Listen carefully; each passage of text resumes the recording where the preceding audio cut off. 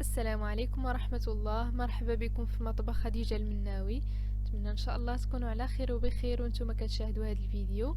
اليوم جيتكم بوصفة جديدة، غادي نشارك معكم واحد الفطيرة بالجبن من السما بالثوم بعجين سحري، كتجي خفيفة وطرية وكيجي المذاق ديالها زوين بزاف، سهلة في التحضير، وبعجين اللي كيجي اكثر من رائع، كيجي قطني وخفيف بزاف.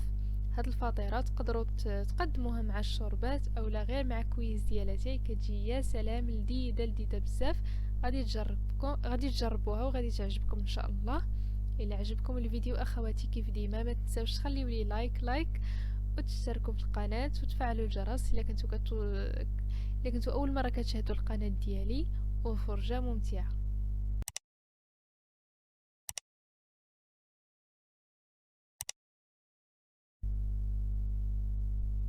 فغادي نبداو بسم الله. غادي تشوفوا معايا الطريقه ديال التحضير والمقادير في نفس الوقت. اول حاجه غادي نحضروا العجين اللي غادي نحتاجوا له 350 غرام ديال الدقيق الابيض، ما يعادل 3 كيسان ونص، كاس ديال العنبه. غادي نزيد عليه واحد 2 معالق كبار ديال السكر سنيده، اولا ممكن تكتفيو غير بمعلقه واحده، انا درت 2. غادي نزيد نص معلقه صغيره ديال الملح،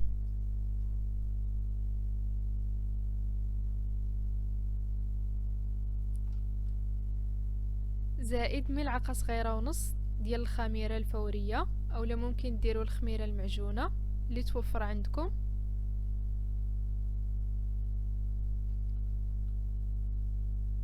زائد 2 معالق كبار ديال الحليب غبره اولا الحليب المجفف. غادي نزيدو 2 معالق كبار يكونوا عامرين مزيان،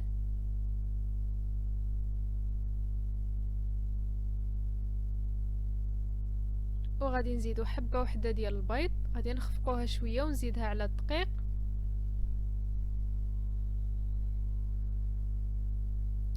زائد واحد 50 غرام ديال الزبده اللي ندوبوها. من الاحسن تستعملوا الزبده، ما ديروش مارغرين باش يجيكم المذاق ديال هاد الفطيره يجيكم لذيذ. صافي، هادو هما المكونات. وغادي نحتاجوا الماء الدافي باش نجمعوا العجينه.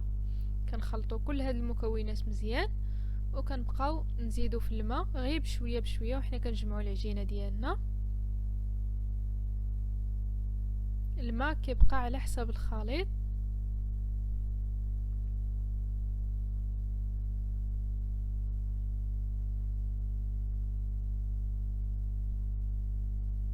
هنا بقات لي شويه ديال الزبده في القاع ديال الكاسرونه واللي جمعته، وغادي نستمر باضافه الماء.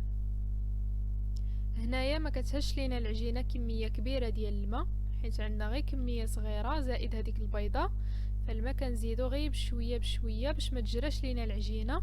في الاول كتبان لينا العجينه بلا راه كتلصق، ولكن ملي كنجمعوها وكندلكوها شويه كتولي العجينه تجمع وما كتبقاش تلصق لينا في يدينا.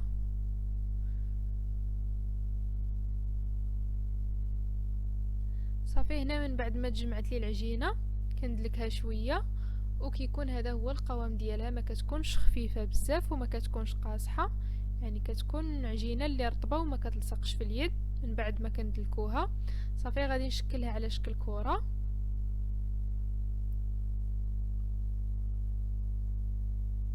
غادي نغطيها مزيان، يا اما ديروها في شي علبه اولا تغطيوها ببلاستيك غذائي، وغادي تخليوها في واحد المكان دافي حتى تخمر ويضاعف الحجم ديالها.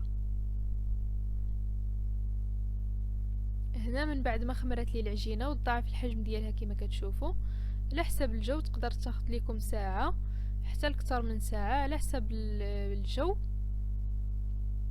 هنا غادي نحطها فوق سطح العمل اللي مرشوش بشويه ديال الدقيق، وكنرشها كذلك بشويه ديال الدقيق باش ما تلصقش ليا في الدلاك. وغادي نطلقها على شكل مستطيل. انا طلقتها مباشره فوق هاد الصفيحه هذه ديال السيليكون اللي كتدخل الفرن. الا ما عندكمش ممكن تطلقوها مباشره في واحد الورقه ديال الطبخ، ورق السلفوريزي، اولا تطلقوها في سطح العمل ومن بعد تهزوها وتحطوها في اللاطه. كيبقى لكم الاختيار. كنسرحوها بهذا الشكل هذا، ما تكونش رقيقه بزاف وما تكونش غليظه بزاف حيت مازال غادي تنفخ. صافي من بعد هنا غادي ناخذ واحد الرازوار ولا واحد السكين اللي يكون حاد، وغادي ندير اشريطه بهذا الشكل هذا كما كتشوفوا معايا في الفيديو. لكن اشريطه ماشي غادي نقطع العجينه لشرائط، فقط كنديروا هذوك الخطوط في الوجه ديال العجينه، والعجينه من تحت راه كتبقى لينا مجموعه. كنديروا غير في الحات اللي نقدروا من بعد نعمروهم بالجبن.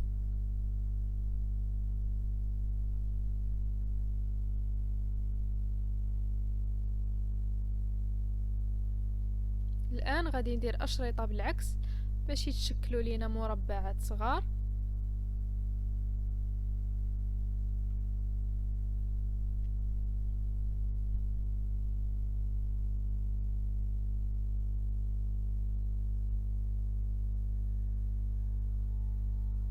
من بعد ما غادي نكملو غادي نخليو العجينه على جنب، وغادي نوجدوا الخليط اللي غادي ندهنوها به. كما كتشوفوا عندي هنا واحد الملعقه صغيره ديال الثومه محكوكه، زائد واحد الجوج معالق كبار ديال البصله خضراء اللي مقطعه رقيقه، وغادي نضيف عليها جوج معالق كبار ديال الزبده.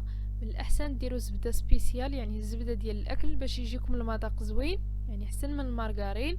وغادي نزيد واحد القبيصه ديال الملح، غير شويه ديال الملح، حيت ما نساوش بلا العجينه راه درنا لها الملحه باش ما تجيناش مالحه بزاف. غادي نعجن الخليط بيدي بحال هذا الشكل، كنعجنوه مزيان حتى كتخلط لينا هاد المكونات.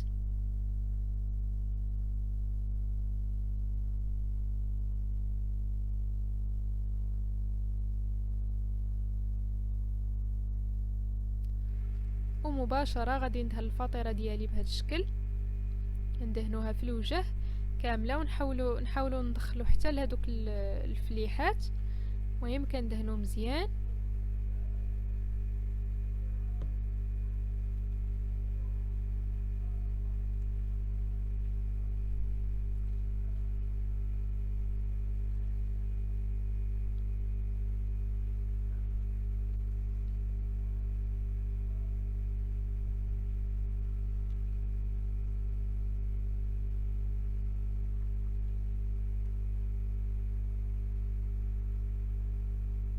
صافي من بعد ما غادي نكمل غادي نخليو العجينه ديالنا ترتاح لمده ديال نص ساعه واحده اخرى. يعني غادي نخليوها تخمر شويه حتى تبان لينا طلعت بهذا الشكل، ماشي حتى تخمر يعني مزيان نخليوها مده طويله، كنخليوها غير واحد نص ساعه حتى كترتاح وكتبان لينا تنفخات شويه. من بعد غادي ناخذ الظهر ديال السكين وغادي نولي ندوزهم على دوك الفلحات غير من فوق، غير بشويه بشويه باش كيبانوا لي، باش نقدر نعمرهم بالجبن. هاد الوقيته هادي نشعلوا الفران ديالنا يسخن مزيان على 200 درجه، وغادي نكملوا التحضير. كما كتشوفوا هنا عندي واحد الكميه ديال الجبن الموتزاريلا اللي قطعته بحال هاد الشكل، اشرطه اللي يكونوا شويه طوال.